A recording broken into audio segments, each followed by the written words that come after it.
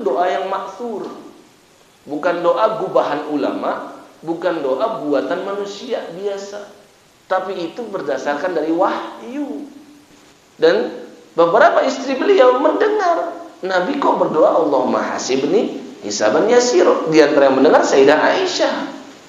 Jadi Nabi itu Pak, bayangkan masuk surga tanpa hisab. Yang pertama kali buka pintu surga, yang menjadi pemimpin para ahli surga dan para nabi dan rasul, masih sudi berdoa kepada Allah, ya Allah hisablah aku dengan hisab yang mudah.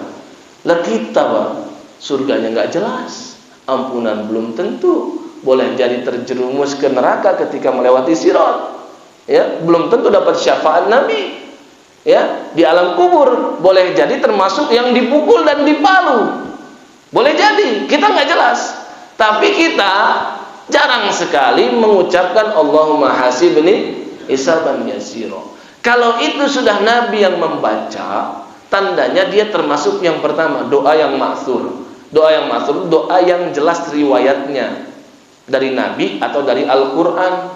Ada kan di dalam Al-Quran, Rabbana atina fid dunya hasanah. Al-Baqarah 201, itu namanya doa yang maksur.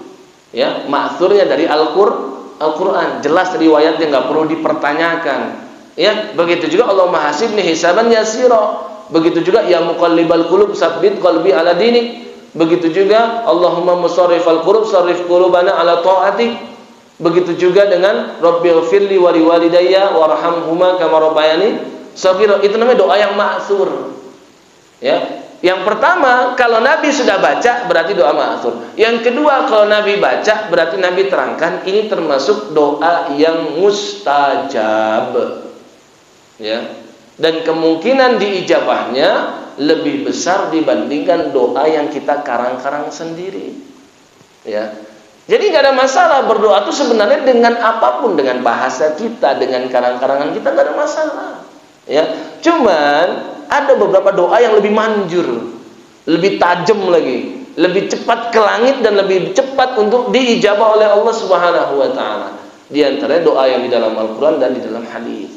Jadi kalau itu sudah Nabi yang baca dan kita amalkan, dan ingat syaratnya sambil berdoa dan sambil mengamalkan, hadirkan perasaan itu Nabi yang sedang mengajarkan. Hadirkan perasaan doa yang kita panjatkan sesungguhnya kita sedang meneladani Nabi Muhammad SAW. Itulah yang membedakan antara orang lain yang membaca doa yang sama, yaitu niat. Rubba amalin saghirin tu'adzimuhun niyah. Betapa banyak amal yang kecil tapi besar di sisi Allah pahalanya hanya karena niat. Kita sama-sama duduk Pak, ada yang senderan, ada yang enggak. Ya, masing-masing sama melakukan amalnya, cuma duduk dengerin. Tapi masing-masing di antara kita di sisi Allah pahalanya beda-beda. Kenapa? Beda-beda niatnya. Ada yang niatnya i'tikaf juga, ada yang niat yang menuntut ilmu juga, ada yang ditambahkan dengan mau silaturahim dengan yang lain, ada yang niatnya nanti mau salaman sama yang lain sehingga berguguran dosanya sebelum berpisah. Ada yang memperbanyak niat-niat seperti ini cuma dengan satu perbuatan.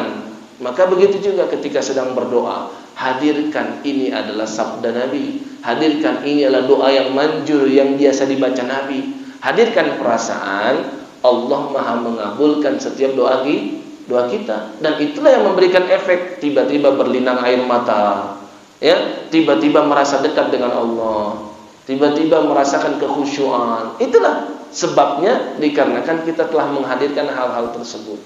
Maka seberapa besar kiranya efek dari Allahumma hasibni hisaban yasira, sangat besar efeknya di yaumil qiyamah kelak. Insya